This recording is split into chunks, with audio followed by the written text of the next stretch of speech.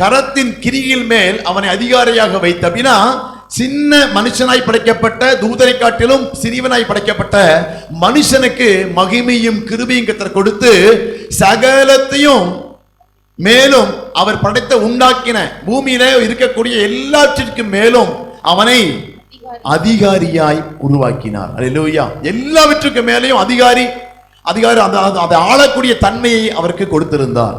சின்ன மனுஷனை உருவாக்கி அந்த சர்வத்தையும் உண்டாக்கின தேவன் அந்த சர்வத்துக்கும் அதிகாரியாக யாரை மாத்தினாரு? இந்த ஒன்றுமில்லாத மனுஷனை அதிகாரியாய் மாற்றியிருந்தார்.